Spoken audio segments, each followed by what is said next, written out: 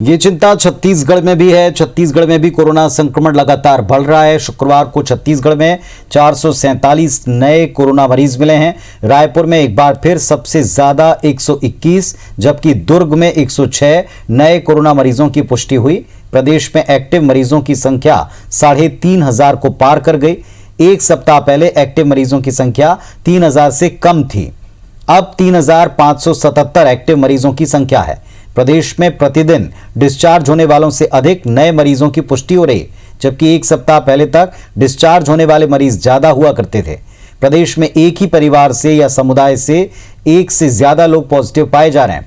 बीते दिनों बलौदाबाजार विधायक प्रमोद शर्मा भी कोरोना वायरस से संक्रमित हुए।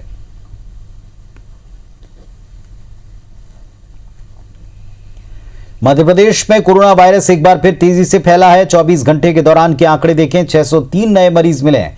8 जनवरी के बाद से अब तक का एक दिन का सबसे बड़ा आंकड़ा है। इंदौर में सर्वाधिक 219, जबकि भोपाल में 138 24 घंटे के दौरान कोरोना मरीज मिले। रोजाना संक्रमित मरीजों की मौत भी हो रही है। 24 घंटे के दौरान इंदौर छिंदवाड़ा में एक संक्रमित की जान गई है। 4,335 एक्टिव केस हो गए प्रदेश में। वैक्सीनेशन के हिसाब से देखें तो 60 साल और उससे ज्यादा उम्र के 2,85,858 बुजुर्गों का टीकाकरण हुआ। 38,276 कोमॉर्बिड व्यक्तियों को वैक्सीन की पहली डोज दी गई। प्रदेश में health care worker, frontline worker, बुजुर्ग और कोमॉर्बिड को मिलाकर अब तक कुल मिलाकर 12,95,457 व्यक्तियों का वैक्सीनेशन हो चुका है।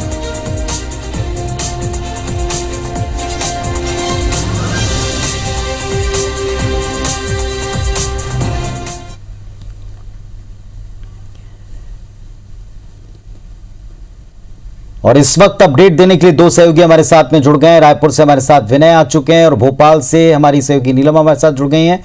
सबसे पहले नीलम के पास चलते हैं। नीलम, मध्य प्रदेश के मुख्यमंत्री भी मानते हैं कि दिक्कत है और 10 जिले ऐसे हैं जहां पर अलर्ट की आवश्यकता है। क्या नए कदम उठाए जा रहे हैं प्रशासन के द्वारा?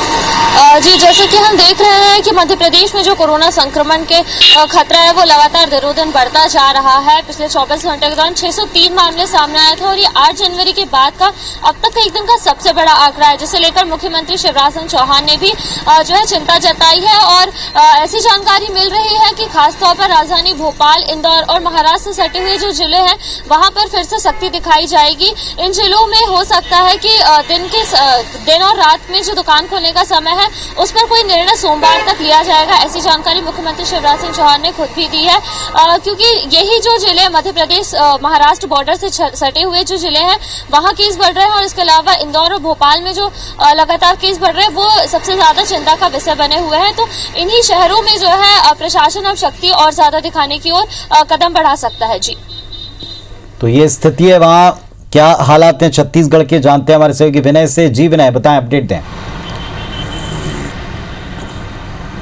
देखिए, छत्तीसगढ़ में पिछले 6 दिनों से लगातार जिस तरह से संक्रमण बढ़ रहा है उसकी जो दर है वो लगातार बनी हुई है और कल फिर से 447 नए कोरोना मरीजों की पुष्टि हुई है। पहले भी इस तरह का जो आंकड़ा है वो पिछले 6 दिनों में आता रहा है, जबकि जो 6 दिन पहले देखेंगे तो आंकड़ा कहीं 200 के पास में आ गया था, लेकिन अब आंकड़ा जस्ट डबल हो गया है। इस तरह से जो कोरोना मरीजों के जो एक्टिव मरीजों की संख्या पूरे प्रदेश में वो भी बढ़ गई है और अब 3,500 से ज़्यादा मरीज जो कोरोना के एक्टिव मरीज हैं वो प्रदेश में है। और रायपुर सबसे ज़्यादा जिस तरह से पहले संक्रमित था वो अभी बना हुआ है और अब रायपुर में कल जिस तरह से मरीज मिले हैं और कुल टोटल आंकड़ा 1200 में रायपुर के पास आ गया है। रायपुर पूरे टोटल आज मरीज की संख्या देखेंगे तो 1200 मरीज यहाँ एक्टिव मरीज हैं और दुर्ग में भी इस तरह से कल आंकड़ा बढ़ा हुआ है। तो जो दुर्ग दूसरे नंबर पर संक्रमित है और रायपुर जो पहले नंबर पर संक्रमित है और पूरे प्रदेश में आंकड़ा बढ़ता जा रहा है। जो स्पष्ट एक बात बता रही, जो क्रिकेट मैच में और बाकी जो अन्य जो सार्वजनिक आयोजन हो रहा है वहाँ पर जो मरीजों की जो लोग हैं संक्रमण वहाँ पर जो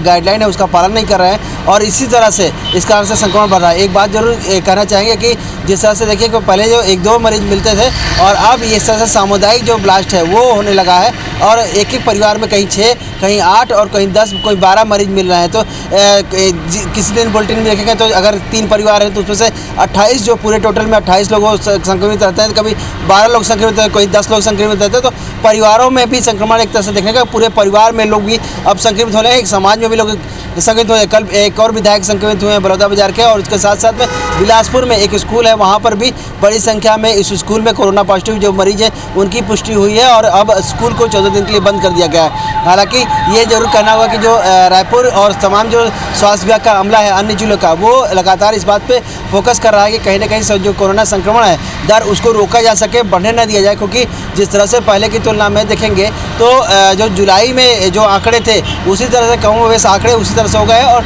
समकक्ष जो अधिकारी ये देख रहे हैं कि क्या जो मौसम के कारण से जिस तरह से उस समय संक्रमण की दर जो बढ़ी थी, कहीं उसी तरह से जो मौसम है वो फिर से वापस आ रहा है कि मार्च में ही इस तरह से कोरोना का जो संक्रमण है वो शुरू हुआ था और आंकड़े उसी तरह से आ गए थे। अब जैसे जैसे गर्मी का समय बढ़ेगा तो क्या पिछली बार की तुलना में इसी तरह से आंकड़े फिर से बढ़ने लगेंगे, इस बात का फोकस है कि इसको कैसे रोका जाए। हालांकि पिछले बार कि जो वैक्सीनेशन की जो प्रक्रिया वो शुरू नहीं हुई थी, वैक्सीन नहीं थी, इस बार वैक्सीन हुई है तो जो आंकड़े जो संक्रमण की दर वो रोकने में कामयाबी मिलेगी। लेकिन कहीं ना कहीं लापरवाही और बाकी जो चीज़ें हैं वो संक्रमण की दर जो पिछले साल की तरह न कर दे, इस पर विशेष फोकस रखा जा रहा है।